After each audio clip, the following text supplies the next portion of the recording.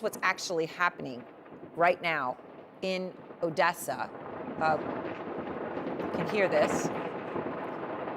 Obviously, we were just there with President Zelensky, and now this is what's happening here now. Loud booms, air raid sirens coming in from Russia. Our Alex Marquardt is there. Alex, can you hear me and take it away?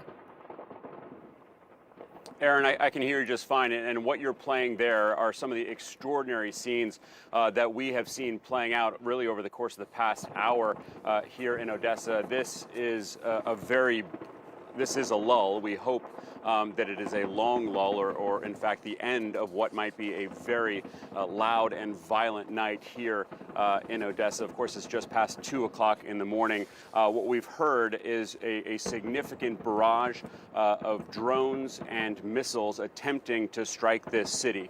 We have seen just these extraordinary scenes of Ukrainian air defense trying to fend off what we imagine are these Iranian-made Shahed drones. These are the drones that Russia tries to send at Odessa and other Ukrainian cities on an almost daily basis, but also these huge caliber cruise missiles that have been fired at this city now for 2 nights in a row from the Black Sea. These are enormous missiles that at least last night Ukraine said that they had intercepted, but last night we heard some impacts. Tonight, Aaron, a lot more impacts. This has been a much busier, much louder night than last night. We did hear, I would say, 6 to 10 of these loud impacts all around us. Now, we are in downtown Odessa. This is one of the biggest cities, one of the most important cities in the country. We're not too far from that critical port. What impact, or rather what effect these missiles have had on this city at this point, that certainly remains to be seen. We're keeping our eyes glued on the sky because what we've been seeing, are these tracer rounds that have been going up, these red tracers going up by the hundreds to take down these drones that start up at any moment without any notice. You can hear, Aaron, and you've just been in Ukraine, that there is no air raid siren. The air raid sirens have been notably absent tonight, but we have seen spotlights in the sky. We assume that those are Ukrainian forces looking for those drones, trying to shoot them down.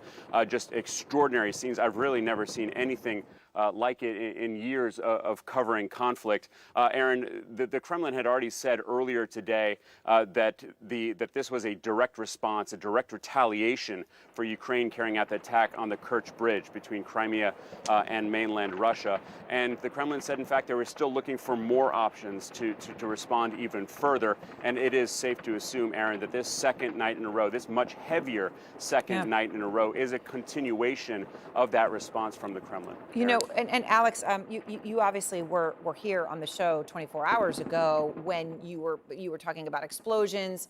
That obviously, as you were speaking, that was happening. You also were hearing those air raid sirens, and of course, as we all know, you become accustomed to those air raid sirens, but they're meaningful, and often they are related to drones, caliber missiles, whatever it might be. But you're talking about tonight not hearing those air raid sirens. And obviously, I know you don't know the reason as to why, but it does seem notable.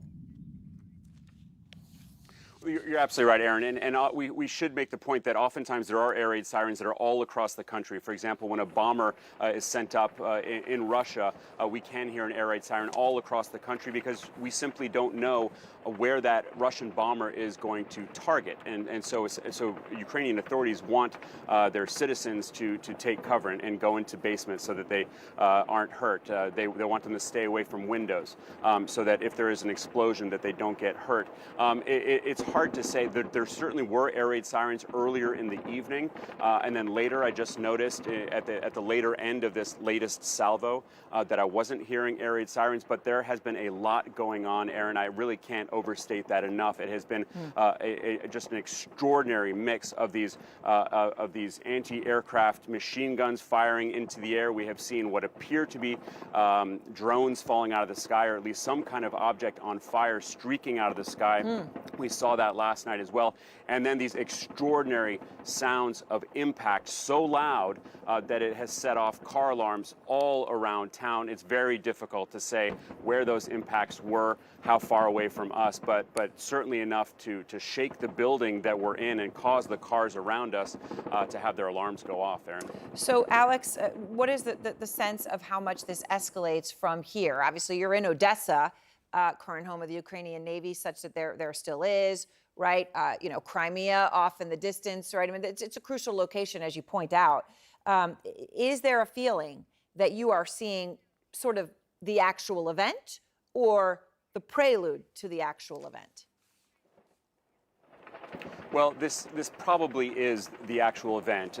This is essentially the extent of what Russia can throw at a city like Odessa without significant escalation. Of course, there's a lot farther that Russia can go.